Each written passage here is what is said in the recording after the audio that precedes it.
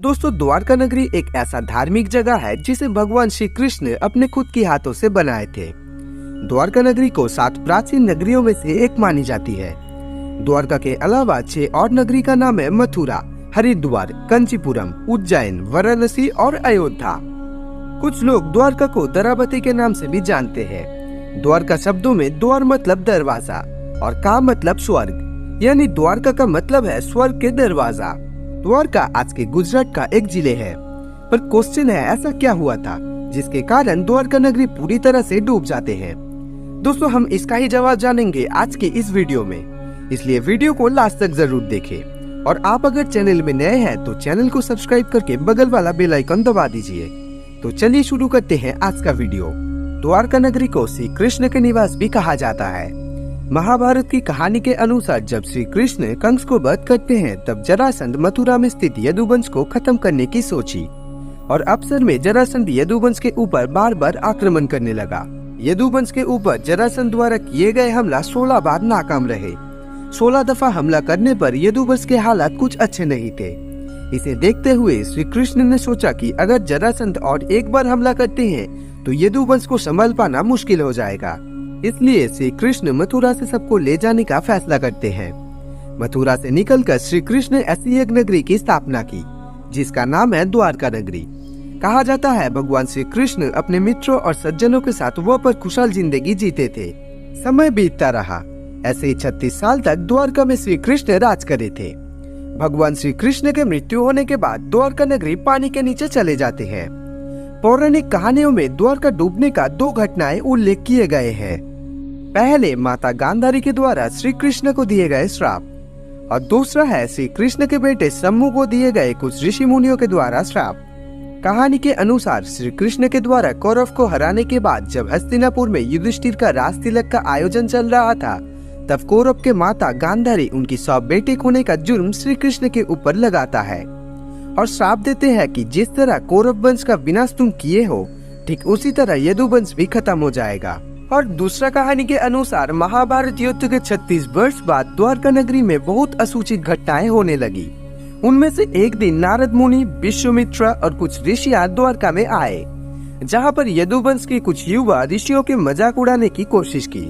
वो सब बालक श्री कृष्ण के बेटे को महिला के रूप देकर कहते हैं कि ये औरत गर्भवती है।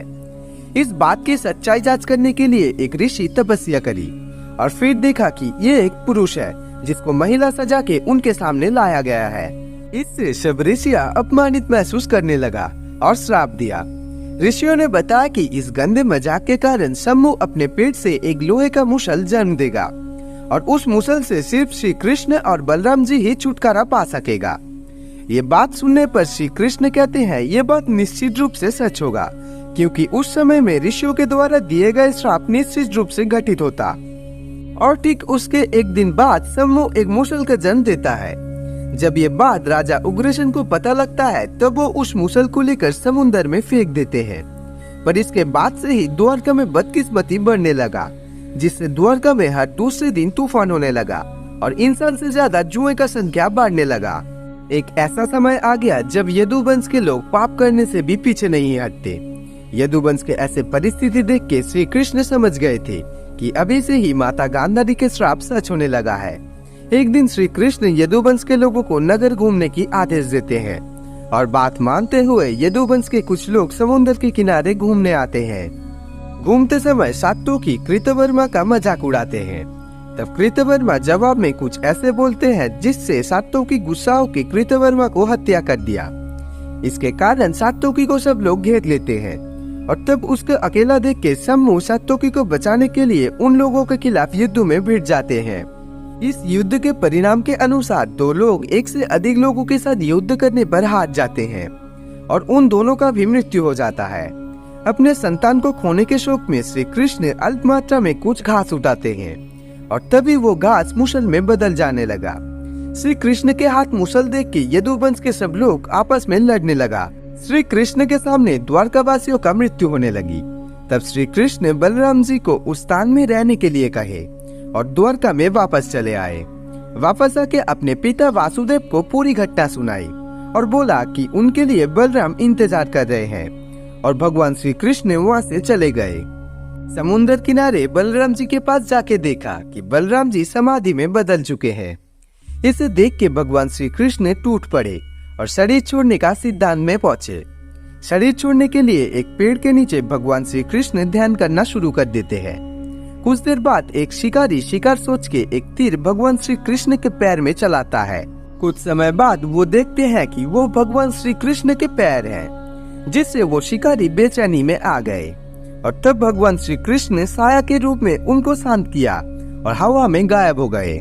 और दूसरी तरफ श्री कृष्ण के स्वार्थी दारुका श्री कृष्ण के शरीर छोड़ने का घटना पांडवों को सुनाई और धीरे धीरे ये बात पूरे द्वारका में फैल गए।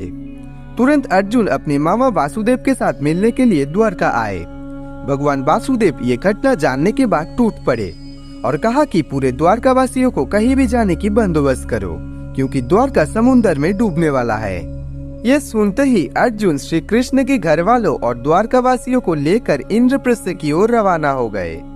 उन सबका जाने के बाद द्वारका नगरी पानी में डूब जाते हैं, जिसे देख के पूरे द्वारका वासी हैरान हो गए थे। इंडियन गवर्नमेंट के निर्देश पर 2005 से 2007 के बीच आर्कियोलॉजिकल सर्वे ऑफ इंडिया की एक टीम गुजरात की समुद्र के नीचे से एक शहर को ढूंढ निकलते हैं। माना जाता है कि वही है द्वारका नगरी। इसके अलावा वहाँ पर कुछ बर्तने भी वो लोग ढूंढे थे।